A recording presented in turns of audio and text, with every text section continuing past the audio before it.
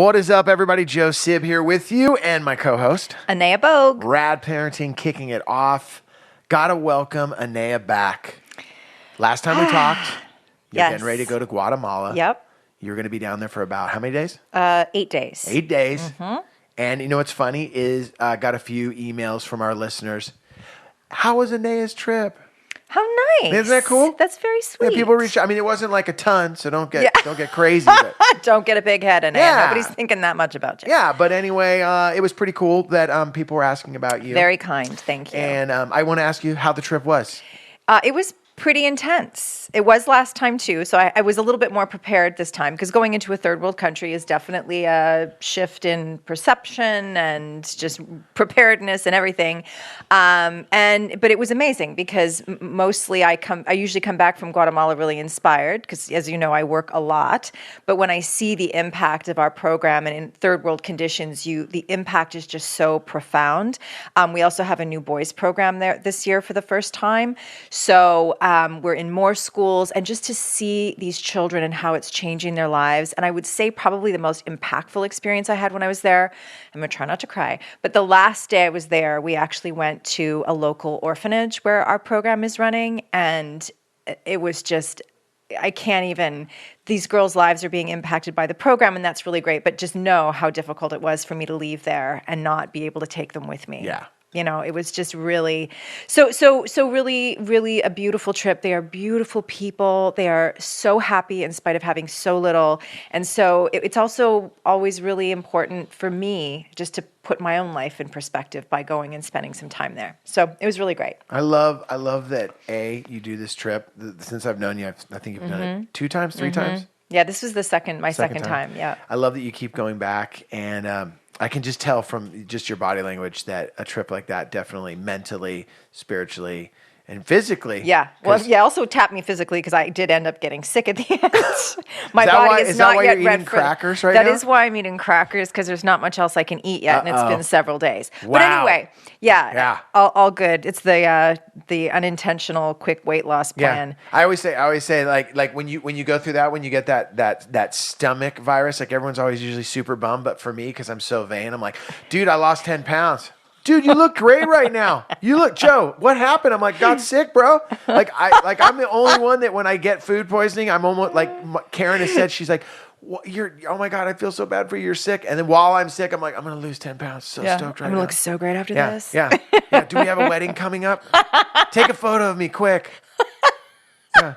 Sometimes I swear, man, like if I have a big, like when I was like on Live from Gotham or coming to the stage, like those were my first comedy things. I left this a little jar of mayonnaise out in the sun, like for just an afternoon, couple spoonfuls. I was down 12 pounds by that Monday. Yeah. Get all the toxins out. You're insane. There you go. Speaking of getting the toxins out, yeah, I did for the first time cupping. Let me show you my back. Please qualify. Wait, no, look, seriously. Yeah, show me. Look at my back. Look at that. Oh my Does it look gosh. Does it look gnarly? It looks, I don't know, like were you abducted by aliens? Wow. What is that about? What is it supposed to do? You know what? For one of our listeners, if you know more about cupping than I should have known more about it. Joe said yes before he lets some crazy lady. No, the lady make was super. When are the marks supposed to go away, Joe? Because those are pretty serious. I'm going to Coachella this weekend and sitting around pools. Oh, are and you stuff. really? Yeah. To try to. God, we're going all over the place. No, but the cupping, from what the woman, I went there for some acupuncture. Yeah. Actually, my daughter went there for some acupuncture because she was having some problems, just sleeping. Just kind of having the moment where like I can't fall asleep. So we have this great acupuncture down the street, and my son went there, and it worked out great for him. So then I took my daughter there, and while my daughter, because my daughter was like, I'm not doing that, and I'm like, I'll do it if you do it, because I've done. I'm like, it'll be fun. Yeah. And then the woman came out, she's like, I'm going to do cupping on you, and I'm like, what's that all about? Before I knew it, I had my shirt off, and she had these big sucking things on the back, and my son had done that too, so I was familiar with it. And what he said, he goes, Dad, you're gonna love it because it really, all of your muscles in your back, you feel like they took a weight off of your shoulders. And then the woman explained to me that it pulls all of the blood flow better through your body. Once again, listeners, someone sent me an email to let me know really what happened with the cupping, and that brings out a lot of the toxins in your muscles. Okay, so did you feel, other than like whatever physical sensation on your skin, have you noticed any difference in the way that you feel, like either energetically or since then? When did this happen again? I did it 2 days ago. 2 days ago. Yeah. Okay. Can you pull your mic up a little bit more? Yeah. One of the things, there you go. One of the things that I noticed, I did notice like a stress release from it. I did notice that a little bit. That's good for Joe Sib. You know what the woman said to me though when she saw me? So I walk in with my daughter and I'm standing there and she goes, she says straight to my face, she goes, "You're so intense. You're too stressed." And I hadn't even opened my mouth. I just was standing there.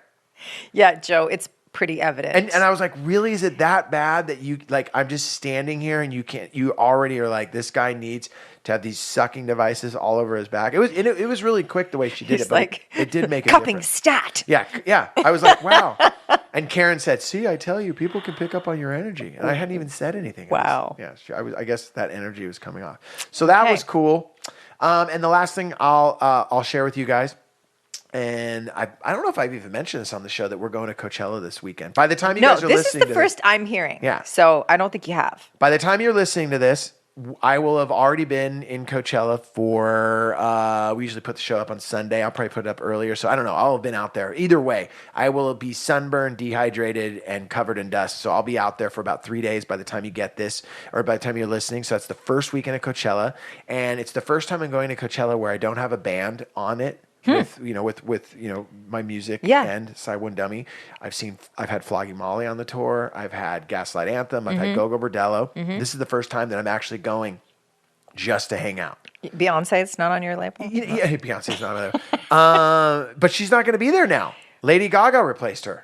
Oh, I wondered about that. When she announced her pregnancy, I'm like, really? She's going to go to the freaking desert pregnant with twins? Yeah, so Lady Gaga took her place. That's a pretty... I'm kind of stoked about that. Yeah. Is she there this weekend or the second weekend? It's both weekends, same lineup. Wow. So you have the week, you get the same, no one misses What something. must they have to pay those artists to make that trip? Well, what they end up doing is they end up booking gigs in between the 2 weekends. Like hopefully in the vicinity. Yeah. Like some bands are going to go up to San Francisco, right, and then they're going to come back down. Other bands are going to go to Vegas, so then they make it worth the time. So you're basically spending 3 weekends in California, but in this case, you basically get to work those 3 weeks. And then for the fans, everyone goes out there and pulls it all together, and then that way, if you can't go one weekend, you can go the other. And I'm sure at the end of the day, it's just a bigger payday for everybody. Sure, someone's making a lot of money. Oh yeah, no. They must be. I mean, in general, they just must be paying them a lot, and it's great exposure for any artist. Yeah, and it's awesome. a big deal. But the thing that was crazy for my daughter wanting to go was while she was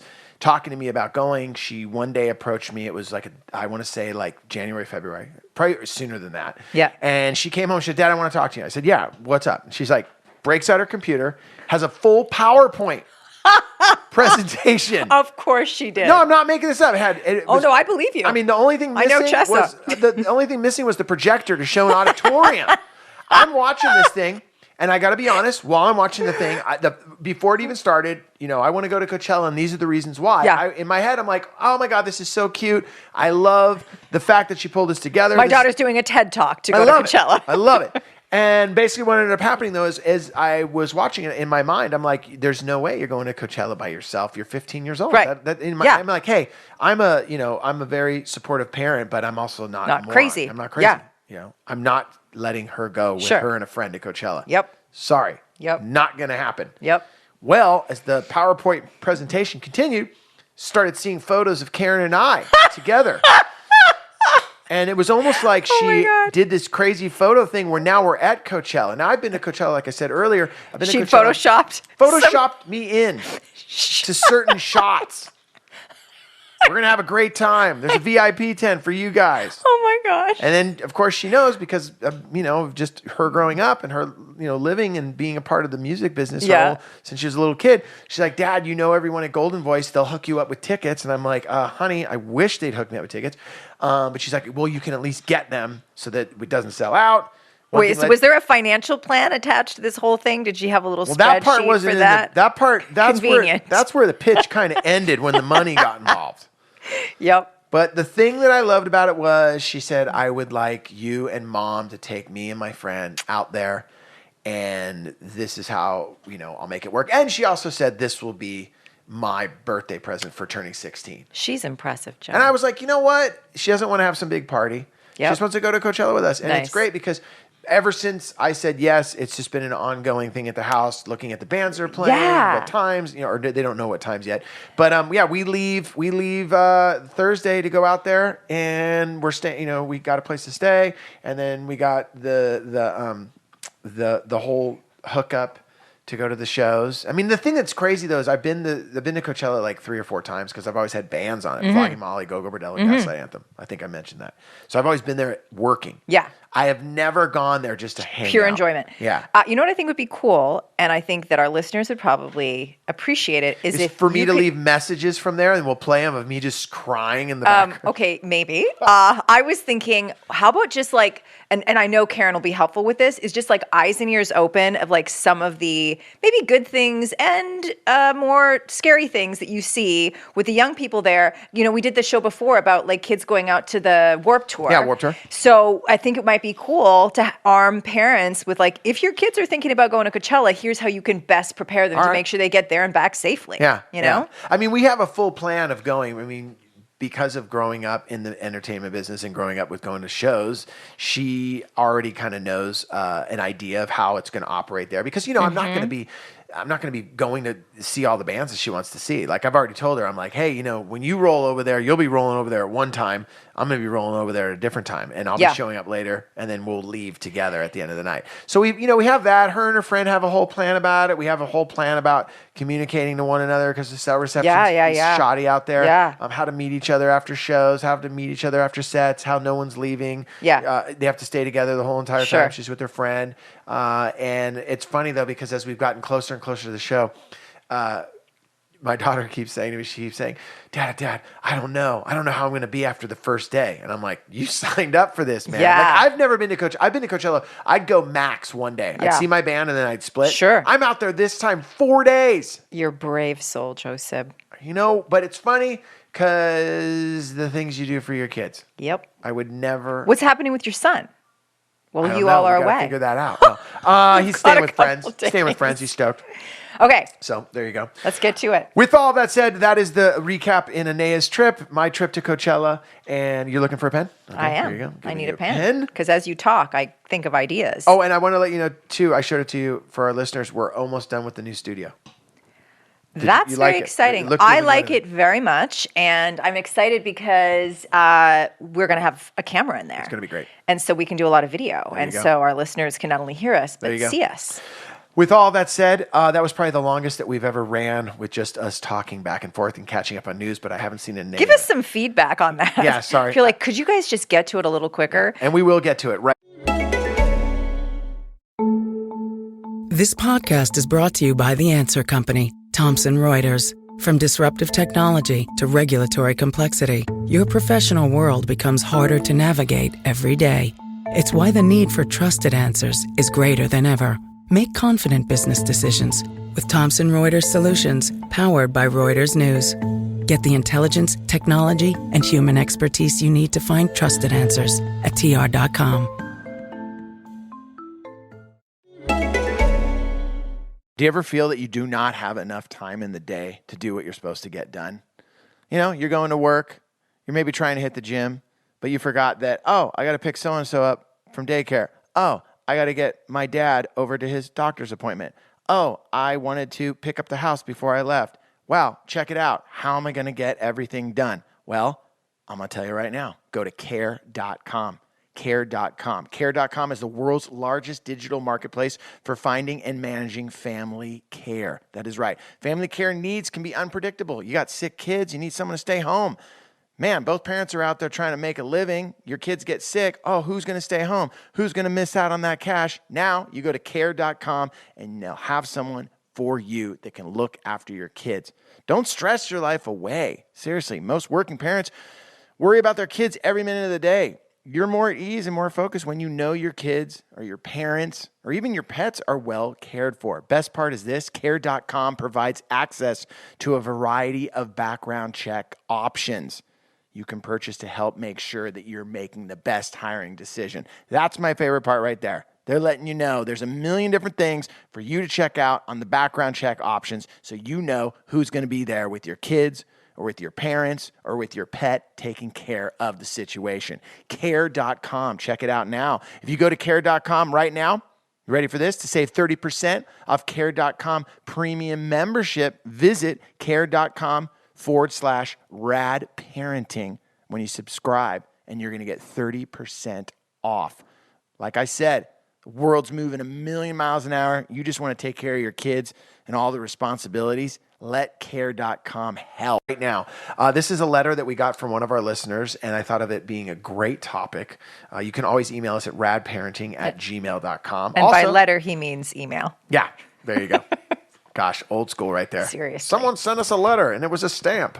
Also, you can always text us at, parenting at 31. You use 31, 31, 31, and text the word parenting and continue to be on that list for everything that we've got going on. All right, here you go. Hi, I'm a new listener to the podcast, and I'm really enjoying it, except when you guys ramble for 20 minutes at the beginning of the show. No. My husband and I have one child who just turned 7.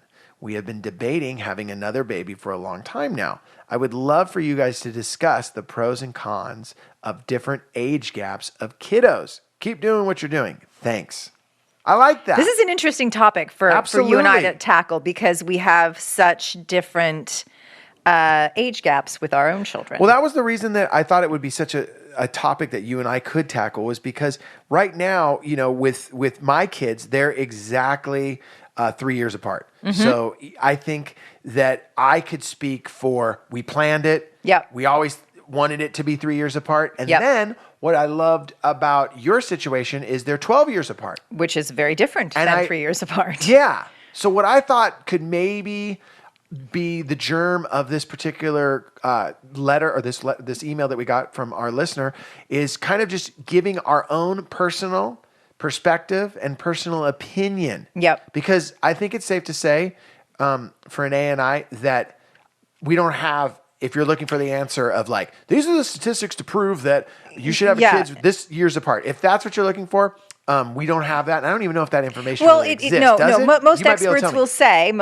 will say that it really depends on a variety of things. There's when you're dealing with human beings, as we know, we're talking about complexities and personality differences and chemistry mixes between personalities that have far more to do with how your children are going to get along, if you're talking about their relationship, than a number of years apart. Although, of course, the closer they are in age, the closer developmentally, and likely the more they're going to have in common. But there's no hard and fast rule. Like, if you, the ideal, we know the most common age spread is 2 to 3 years. So your situation is obviously much more common than mine. But yeah, I'm really excited to talk today about not only our own personal experiences, but what I know about the factors that whenever we are actually choosing when we're going to have kids, and timelines and age differences, things that we can keep in mind. What I'd like to start with then is, because our listener has a 7-year-old already. Mm-hmm.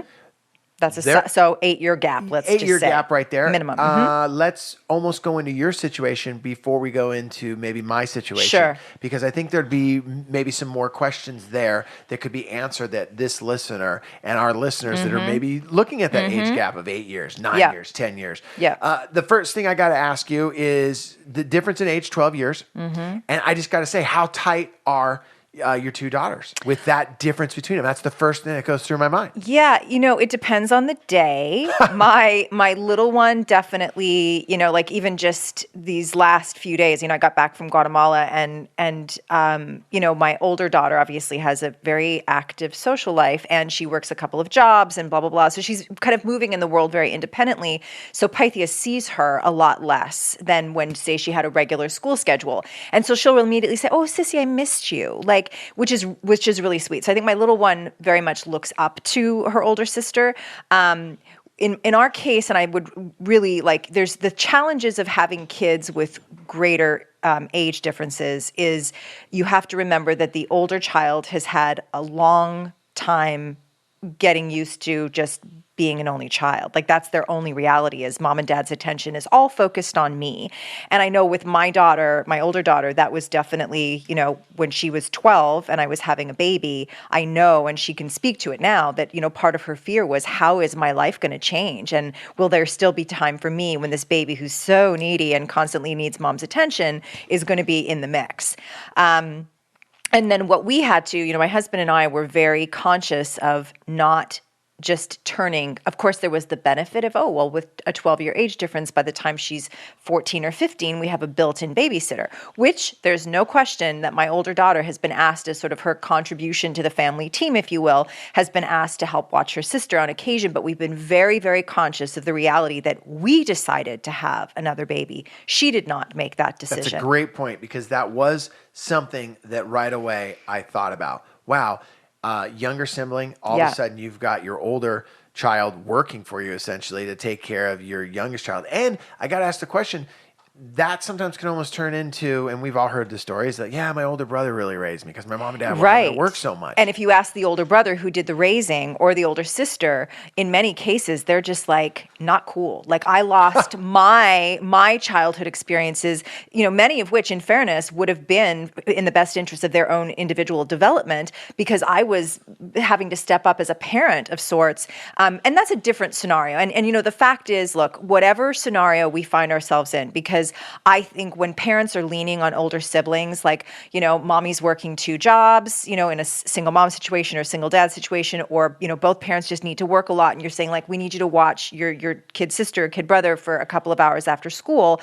Sometimes that is out of necessity, and you need to just make sure that that's being acknowledged and that there's balance. You're not just sort of going on autopilot going, oh, lucky us, we have a third parent in the mix. That's going to turn out bad. It's going to create resentment, and I think it's really important to be conscious of that. What's your thought on just the fact that when you get through those early years of having a child, and I'm saying like the diaper and the toddler age and the sleep training, all the topics that we've talked about on the show, and then all of a sudden they're drifting in this case, 7 years old, 8 years old. So there's that gap. How is it on a mom and just as a dad, in your opinion, to all of a sudden and go back to newborn?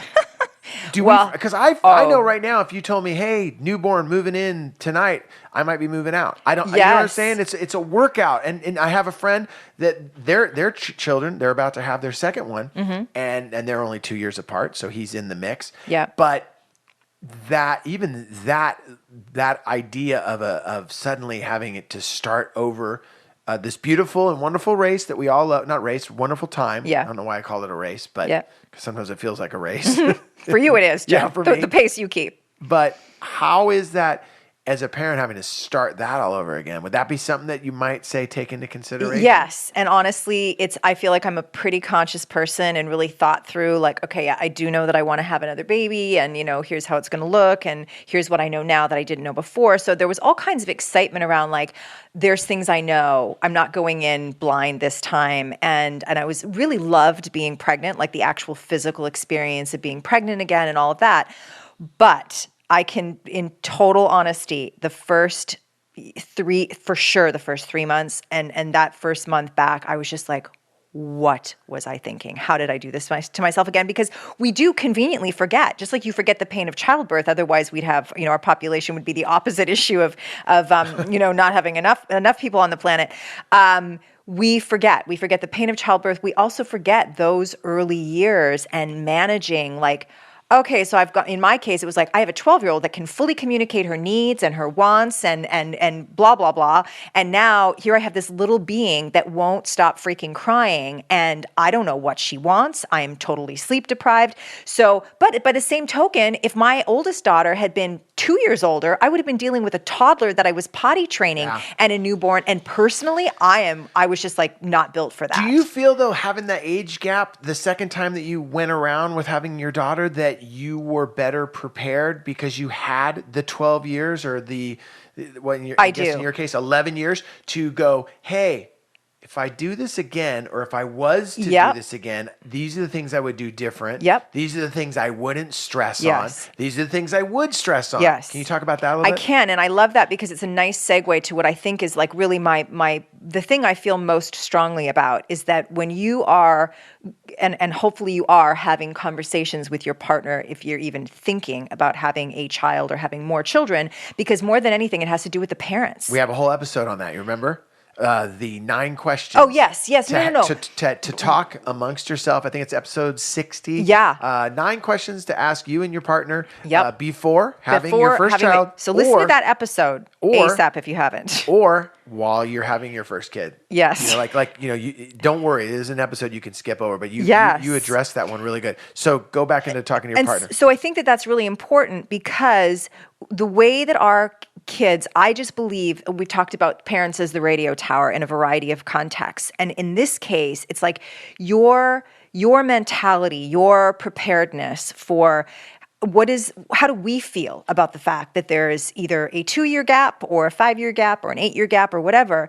And how are we going to frame this? Like, are we going to hold this as like, okay, well, this is really great. And like, so in my case, it was, we want to be conscious of the fact that our daughter's been an only child for 12 years. We want to be conscious of the fact that while we absolutely, like many things, expect her to be a team player, she is not a built-in babysitter. She's not a third parent.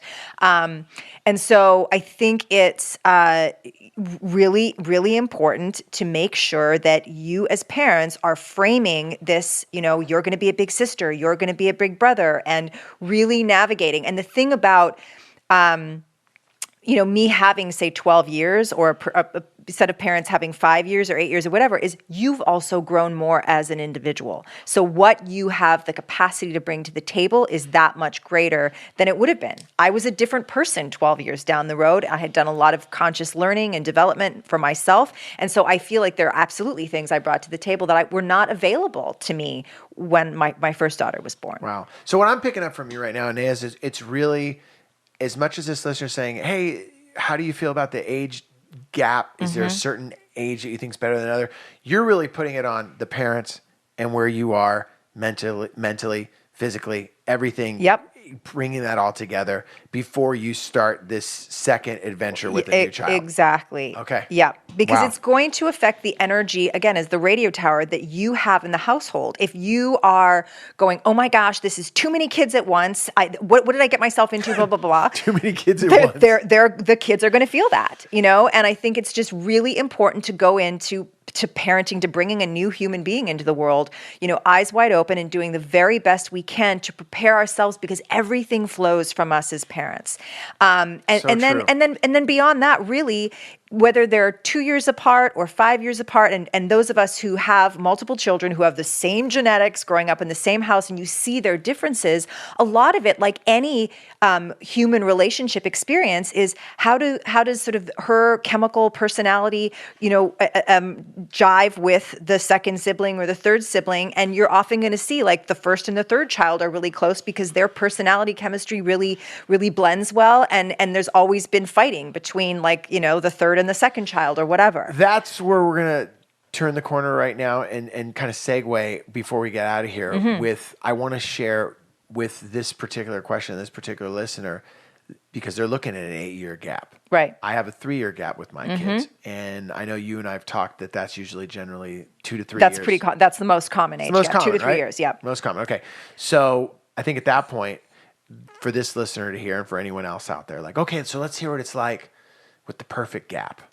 2 to 3 years. Right. So you had a 2 to 3 year gap, what I'm saying. And so, what do you think it's the perfect gap? What have been the positives and the negatives, or the challenges and the triumphs, or whatever? Yeah, I would say. Okay, well, first of all, the first thing I would say is this: is that in the earlier stage with the 2 to 3 gap, or in our case it was a 3-year gap. It was great because I had a 3-year-old and a newborn, and my daughter was super, super excited for her brother. Right. And she gets to be big sister, and she's potty trained. Exactly. Big thing, in my opinion. Yeah, it was great. It was great. It worked out really, really well. And I would say that there was a long period of time where they were super, super tight, and they played together, and they did a lot of things together. And that part, I will say, was amazing. Yep. Now, I wanted and I hoped that was going to continue on through the teenage years. But it hasn't. And what I'll say is it's disconnected, but it's about to reconnect. Yep. Because you have my daughter who's going through her teen years, and kind of the maturity has kicked in, and she's also, remember, we've talked about this before, in adolescence, she's further along that path of individuation, which we've talked about before. So on the adolescent journey, remember that that's all about becoming an individual in your own right, and she's moving out in the world more independently and wanting to do that, whereas Nate is still just at the beginning of that, And what I'll say is this: what ends up happening is where he's at. I want to lay on your bed. I want to go crazy. I want my bed neat. I don't want you in the room anymore. So she finds him annoying a little bit. He's a little annoying. Yeah, and then they'll find their way back. And I know, my brother and I are 22 months apart, and we were quite literally inseparable when we were little. Like, our classes we would be walking in lines in the hallway at school, and we'd stop and hug each other when I saw him. Like, he was my baby brother. I loved him. And then as I moved into my teenage years, I wanted him as far away as possible. He totally got off on getting me in trouble with my parents. He was a total mama's boy, and I wanted to freaking kill him. But on the other side of that, it came back together. Like, the foundation had been built when we were young. And so that's what I really think we need to do as parents, is just constantly be nurturing and helping our kids understand the value of that closeness and being family members and having each other's backs. And even if they stray, they drift apart for a period of time because developmentally they're at different stages, they will very likely find their way back again. What I've already seen too is them finding their way back to each other and wanting to hang out more and more together. My main reason for bringing that up was, even with this listener's question, with the 8-year gap, and then with me having the 3-year, you having the 12, I think it was really important. I just wanted to share with everyone is that as great as I thought the 3-year gap was going to be, it wasn't. It's never perfect. And after hearing your story with the 12-year gap, my story with the 3-year gap, I would be safe to say, going back to what you're saying, is exactly how I feel. Is it's all about where the parents are at with having that second child. Right. And I can tell you right now, what I will say is this, is that we were ready to have our second child. We were ready to have 2 kids. We were ready to go on that journey together. And as that journey slowly comes to an end, Karen and I are both on the same page right now that we are not going to have any more kids. Right. Like, you know what I'm saying? Like, and I don't mean that in a negative way. I'm just saying we would not be good parents. Like, if suddenly there was a child put into our life right now, we would both just look at each other and we'd have to say, wow, you're going to be raised by your brother and sister, because we're out, because we're on our way to Cabo. Right. And then I hope you guys have a good time. Yeah. But no, that to me was the answer I was wondering I would get from you today, that it really does come down to where you are as parents at that time. And I think just by both our stories, as much as the gap can be planned or it can't be planned, it's really about where you are as a mom and dad before you go, where you are with your partner, where you are as a person, as a human being with having the second child. And similarities and differences, complementary and not so complementary aspects of each of those children's personalities. When we are dealing with human beings, remember, we are complex creatures, and there are a lot of wild card factors that you just can't plan for. So I think that, as we've said, the conversation before that baby comes between partners to say, okay, so here's our current situation. Here's what we're aiming for. Here are some of the things that we can agree upon that we're going to put in place, and the whatever action steps or whatever. And then after that, it has to be, like, as we know as parents, sometimes on a moment-to-moment, day-by-day basis, where you're like, okay, so let's see how these 2 kids are, meshing with each other.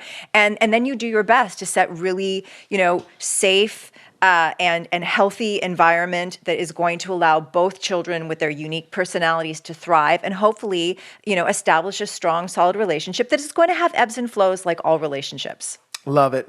Love it. Well, you know what? I want to thank you, Anea, for helping me answer that question with our listener. My pleasure, as always. Got to thank everyone for always emailing us. It's so simple to do. radparenting@gmail.com. You can text the word parenting to 313131, and we will answer, basically become a part of our texting group. So when new episodes come out, we text you what's on the episode and how you can get it. And also, you can always get all of our episodes at iTunes. Thank you guys so much for the reviews. My name is Joe Sib. And Anea Bogue. And we are out of here. Late.